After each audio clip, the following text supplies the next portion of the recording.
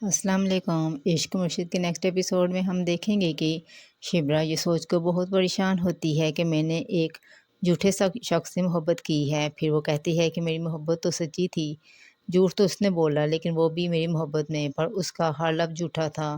میں تو فضل بخش سے محبت کرتی تھی، یہ تو شامیر ہے، فضل بخش تو کہیں چھپ گیا ہے، اب تو صرف شامیر ہے اور داؤد سکندر کا بیٹا۔ شبرا بہت پریشان ہوتی ہے کہ وہ اب کیا کرے۔ ایک طرف وہ اپنے والد کا یقین نہیں توڑنا چاہتی کیونکہ وہ اپنے والد کا غرور ہے۔ سکینہ کہتی ہے کہ شبرا، بابا نے فضل بخش کا یقین نہیں کیا تو کیا تم بھی نہیں کرو گی؟ تو شبرا کہتی ہے کہ میں نے فضل بخش سے محبت کی ہے، میں کبھی بھی اسے کھونے کا تصور نہیں کر سکتی۔ اب وہ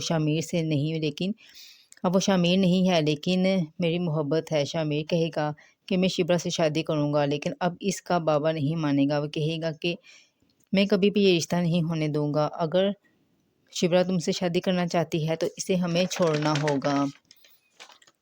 سلمان شامیر کے والد کے پاس جائے گا اور کہے گا کہ اپنے بیٹے کو لگام میں رکھو کیونکہ میری بیٹی کو وہ بہت تنگ کرتا ہے، وہ میری بیٹی کا پیچھا چھوڑ دے۔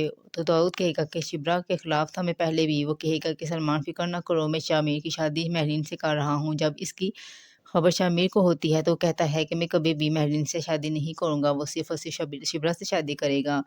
مہرین میری دوست تو ہو سکتی ہے لیکن بیوی نہیں بن سکتی۔ جب سلمان گھر آ کے بتاتا ہے تو داؤد نے بتایا ہے کہ شامیر اور مہرین کی شادی ہو رہی ہے، تو شبرا شامیر کو کال کرتی ہے اور کہتی ہے کہ تم نے مجھے دھوکہ دیا ہے، میں نے تو تم سے سچ کی محبت کی تھی۔